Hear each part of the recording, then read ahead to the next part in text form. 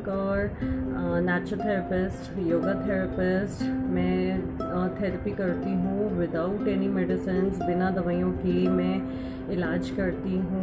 Yoga therapy करती हूँ, acupressure, colour therapy और बहुत सारी थेरेपीज़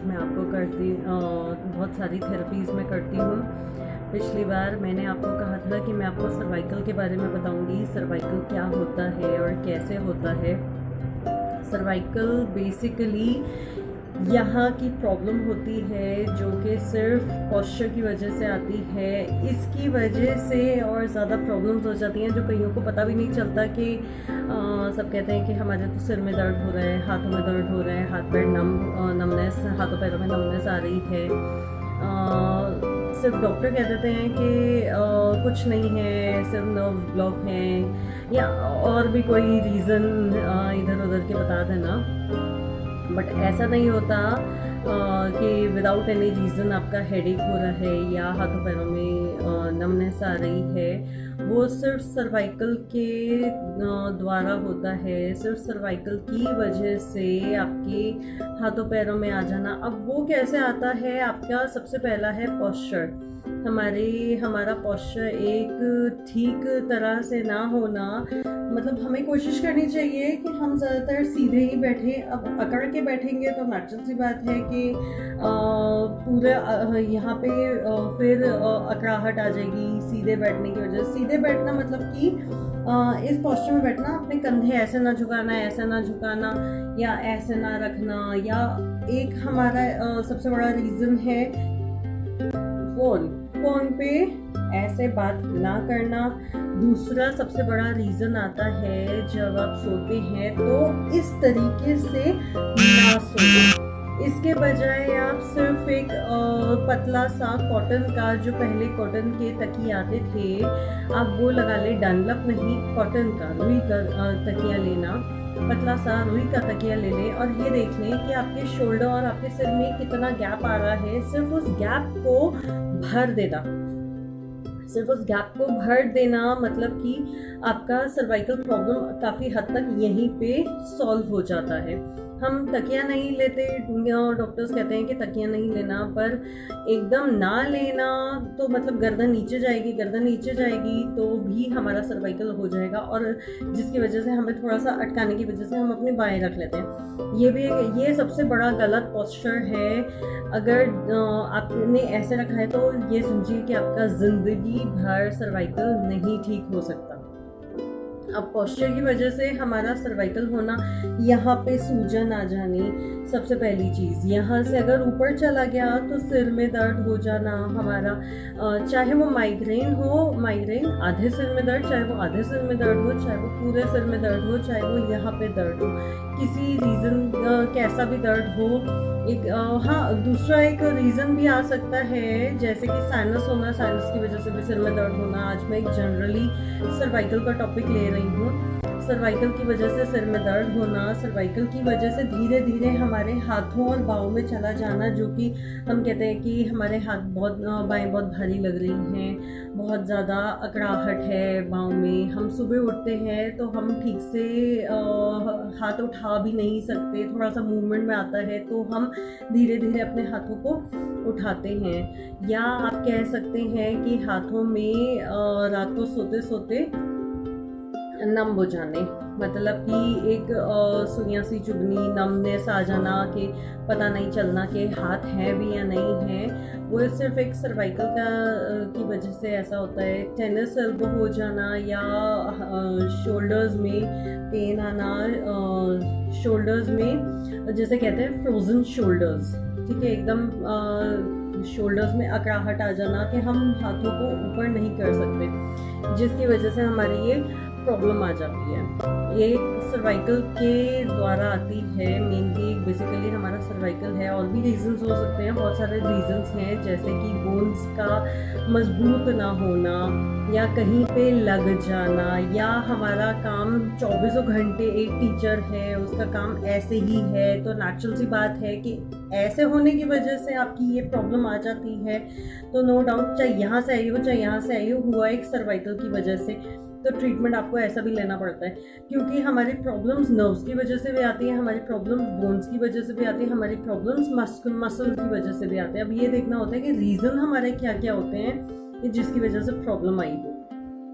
दूसरा, सर्वाइकल का कमर में जाना, जो कि मैंने आपको पिछली कई वीडियोस में बताया कि कमर में दर्द क्यों होता है। तो एक रीज़न है सर्वाइकल का कमर में जाना, जो कि लोअर बैक तक आपका पूरी स्पाइन इफेक्ट होती है, जिसकी वजह से आपका साइटिका भी होता है और टांगों में दर्द भी होता है। अब मैं ये नहीं कह रही कि टांगों में दर्द सर्वाइकल की वजह से होता है। एक ये होता है कि सर्वाइकल का दर्द कमर में जाता है, जिसकी वजह से कमर की वजह से, क्योंकि कमर एक रीज़न है, कमर की वजह से टांगों में दर्द होना, टांगों में सूजन होना, टांगों में दर्द जाना, तो टांगों की नर्व्स आपकी थोड़ी सी वीक हो जाती हैं, ब्लॉक हो जाती हैं। तो एक सर्वाइकल का एक मोटा मोटा रीज़न मैं बता रही हूँ, सर्वाइकल का असर जाता है, जिसकी वजह से आपकी ये सारे इफ़ेक्ट्स आते हैं। तो अब इसके लिए आपने करना क्या है, इसके लिए आपने एक्सरसाइजेस करनी है। देखिए, आपने जो जहाँ पर सर्वाइकल का असर गया है वो तो करना ही है, पर आज मैं सिर्फ सर्वाइकल के बारे में बता रही हूँ। तो सर्वाइकल की आपने एक्सरसाइजेस करनी है। अब वो कौन सी है ये देख लीजिए। आपने रोटेशन करना है, शोल्डर रोटेशन, धीरे धीरे करना, 1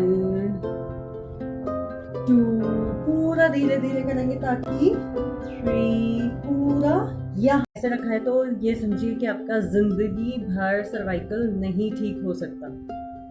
अब पोस्चर की वजह से हमारा सर्वाइकल होना, यहाँ पे सूजन आ जानी, सबसे पहली चीज़। यहाँ से अगर ऊपर चला गया तो सिर में दर्द हो जाना हमारा, चाहे वो माइग्रेन हो, माइग्रेन आधे सिर में दर्द, चाहे वो आधे सिर में दर्द हो, चाहे वो पूरे सिर में दर्द हो, चाहे वो यहाँ पे दर्द हो, किसी रीज़न कैसा भी दर्द हो। एक हाँ, दूसरा एक रीज़न भी आ सकता है, जैसे कि साइनस होना, साइनस की वजह से भी सिर में दर्द होना। आज मैं एक जनरली सर्वाइकल का टॉपिक ले रही हूँ।